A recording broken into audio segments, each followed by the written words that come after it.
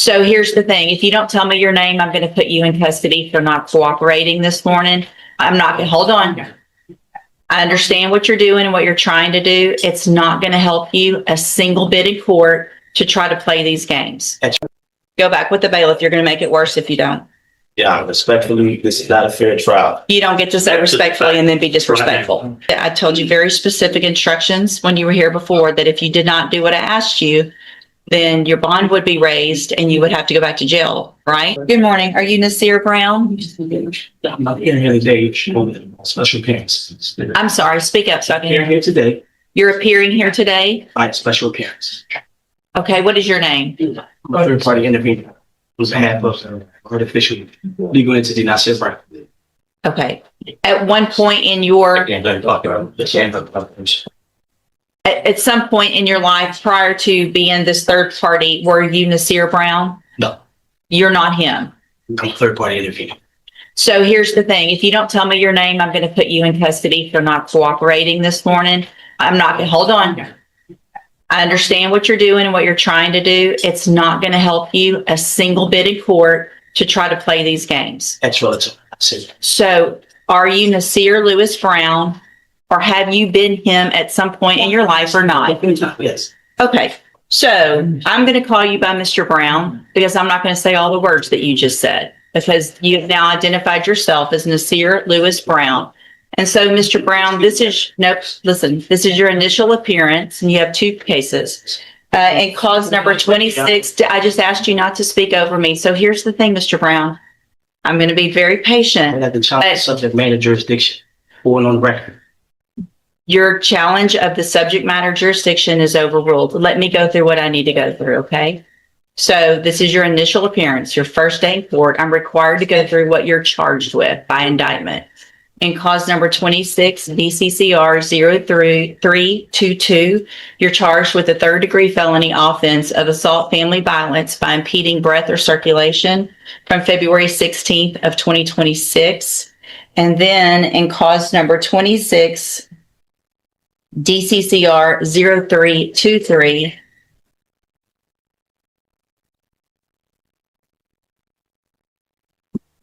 you're charged with the state jail felony offense of injury to a child, and that's from February 16th of 2026. And so since you have made bond and got out of jail on your cases, have you had an opportunity to try to hire a lawyer? It's been up and down. Speak up so I can. Up and down. It's been up and down? Yes. Okay, so here's what I'm going to do, Mr. Brown, is I'm just like everyone else. I'm resetting your case about 30 days to give you some time to try to hire a lawyer. You need to try to get someone hired before the next court date. If you do, just bring the reset notice that you get today to that lawyer and they'll tell you what to do. If you're unable to hire someone before the next court date, then I'm ordering you to visit with at least 3 lawyers. They all charge different amounts, they have different payment plans. Bring me back the names of the lawyers that you've talked to so I know you're trying and we'll discuss your options. If you don't do that, then when you come back, you run the risk of me raising your bond for not following that court order and you would go back to jail. Do you understand?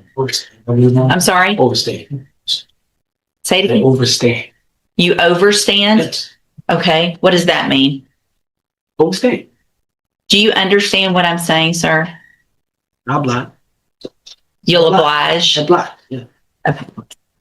You just determined to use different words and be difficult, aren't you? No. Okay.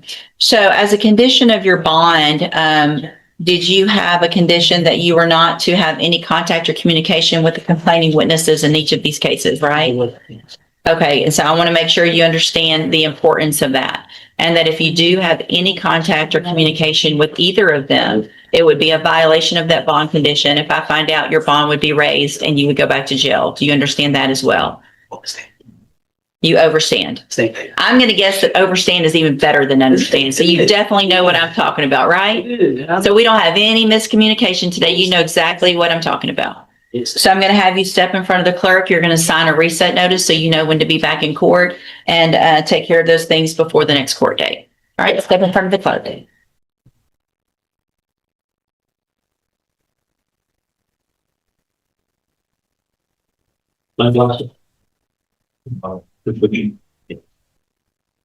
Are you Nasir Brown? Already intervening. I'm sorry? We were here before. You've been here before, but you have to speak up where I can hear you. Executing beneficiary of the trust in hand. Of the trust of what? Of the trust in hand, yeah. Of the trust in hand? Whose Yes. hand? What trust? The execution. Did you bring a copy of it? I wasn't able to get to the copy. I do have. Take the glasses off. I need to see your eyes, please. These are my prescription glasses. That's okay. So I'm having a hard time understanding you. You need to speak up and speak clearly so that the record can be clear. You were already here and I gave you an opportunity to try to go hire a lawyer for your 2 cases. Did you get a lawyer hired? Able to do it. Who'd you talk to? Made a few calls to the guy, Rafe. What's his name? Rafe King? Mm-hmm. What's his name again? Who else? That's the lawyer that I chose. So if you chose him, you should have gotten him. I mean, he has the same, there's somebody that answers his phone every week. I understand. I know how it works. I told you to hire someone or visit with at least 3 lawyers. Made an attempt. You made an attempt? Okay. Did you go see Mr. Kimler? Did you make an appointment? Able to do that. Why not? I'm not in a position to go back and forth in front of a lawyer that's in this state that I'm not fond. This is falling age. So here's the thing, Mr. Brown, I told you very specific instructions when you were here before that if you did not do what I asked you, then your bond would be raised and you would have to go back to jail, right? No. Yes, that's exactly what I say, because you've heard me say it probably 8 times already this morning.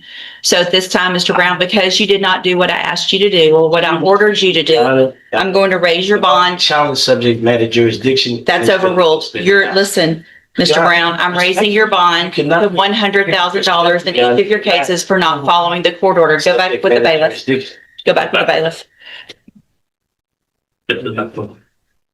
Go back with the bailiff. You're going to make it worse if you don't.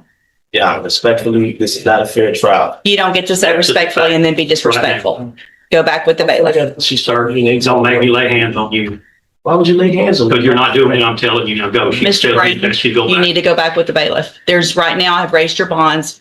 You have to go with the I am bailiff. not a threat to any officer. You through in, Judge? Yes, I'm through. I am not a threat to any officer. Let's go. Why are hands on me? Yeah. Why are I hands told you. being I told you I was gonna put hands on you. Why are hands being put on? Y'all see this on the camera? And right there, put your hands on the wall. Put your hands on the wall, because you're not listening. Don't listen. I don't advise that. Morning. Good morning. How you doing? I'm okay. How are you? Pretty good. So you're Corbin Rayleigh? Yes, ma'am. And Mr. Rayleigh, you were here just last week or the week before, Yes, ma'am. and you pled guilty to an offense and you were told to go to the probation department and do a pre-sentence report. Yes, ma'am. And I've gotten a memo from them that has some unfortunate information in here about how you Yeah. acted while you were there and visiting with them. Yes, ma'am. I was over the phone when the lady was arguing and stuff. I just wanted the information on when I was supposed to meet the dude. That was it. And That's not how this reads. I They were so frustrated with you that they said they will not do a pre-sentence report while you're on bond. So do you know what that means? my bond had to be paid off. No, that means I'm going to revoke your bond Okay. and you're going to go to jail. Yeah. And then they're going to come to the jail and do the pre-sentence report. And you're going to be respectful to them.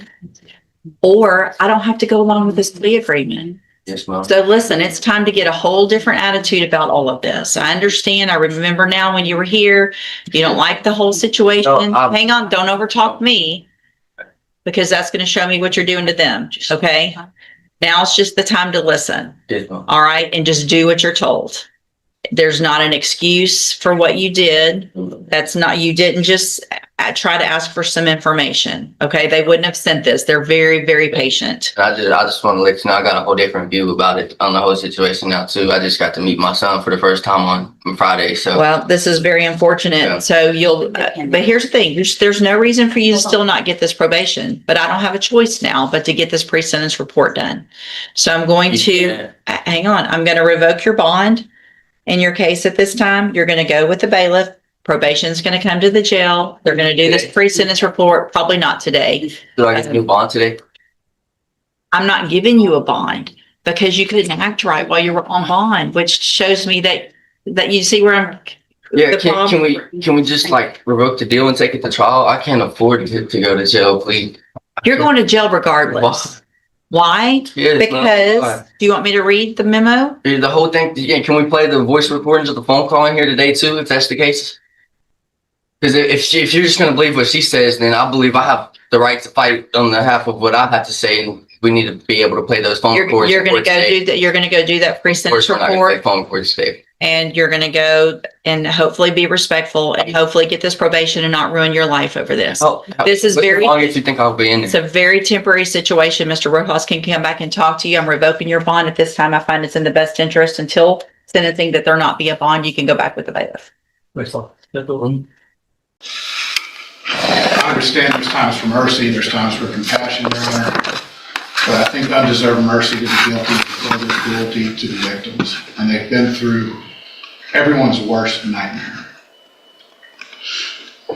20 plus 20 is 40, and that's really not enough, but that is the maximum allowed under law, and that's what I'm asking you to do on behalf of the Marty family, the Eisenhower family, Christopher Stacks, Boston Carr, and their entire faith community.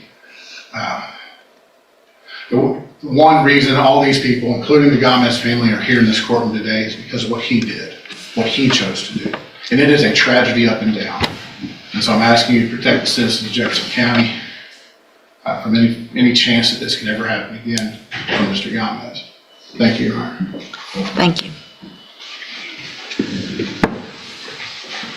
I have a question, Mr. Nichols, with regard to deadly weapon finding. I'm looking at the indictment, and it doesn't read that there's a deadly weapon. Right, I don't believe it does, Your Honor. Okay.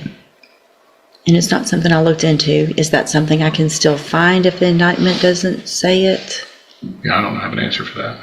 Okay. Do y'all know? If it's not, if it's not in the indictment? The court would have to find, it is permissible without a request, without it being included in the indictment. However, the court would have to point to specific evidence that it was used or intended to be used as a deadly weapon. Okay. And I would argue to the court that perhaps, I mean, if there had been other evidence, but there's really no evidence admitted upon which the court could make such a finding, so I would ask the court not to find that. But I will represent to the court as an officer of the court that it is not absolutely required that it be included. Okay. I really didn't think so. I just wanted to make sure. I would think I guess, Mr. Young, would you disagree with the information that is provided in the pre-sentence report that everyone has agreed that I review, that I could use that as far as, since I've taken judicial notice of that, the letters and everything else, that would be, would you have an objection for me, of me using that if I were in fact to make a finding of a deadly weapon? Your Honor, I think the court can consider all evidence before the court, and if there is evidence that the court can point to that says this supports the finding of deadly weapon, obviously we can't contest that. Okay. First, I really do want to thank everybody for being here. We don't have full courtrooms like this. These, just as both of the attorneys said, these are some of the most difficult cases that any judge has to deal with for many reasons, obviously. Mr. Gomez, had you been in, well, I'm not sure that it would matter, but had you been in here and this was your first DWI, there might be some sense of what your attorney was asking for from me, which is true. I mean, I have to detach myself from the emotional part, which is, it's impossible, but it's required, and I do the best I can to do that. And there are things about you and your life in the past that are good.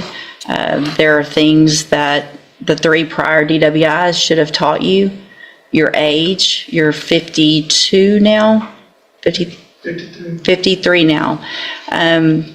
You know, it's the 3 DWIs previously, even though they're older and your age, it's not the establishment's fault. Did they violate the law? Absolutely.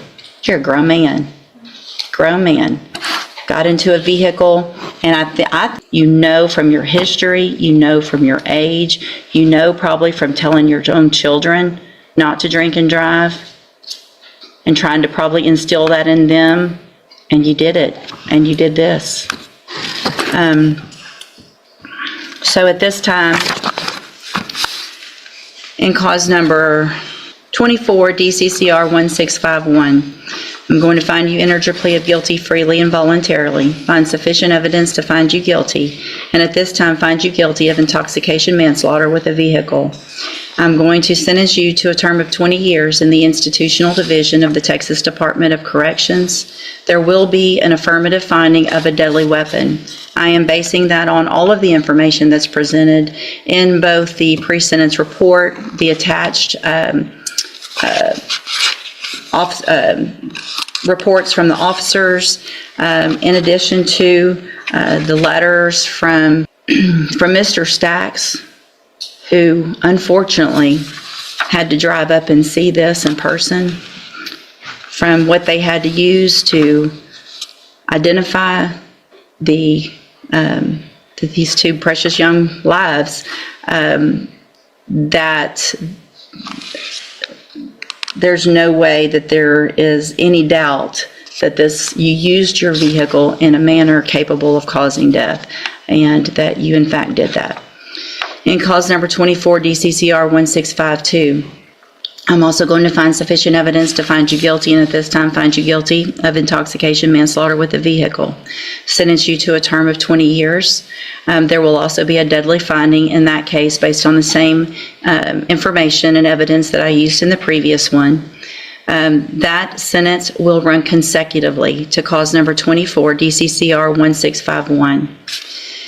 In cause number 24, DCCR 1653, I'm also going to find that you entered your plea of guilty freely and voluntarily, find sufficient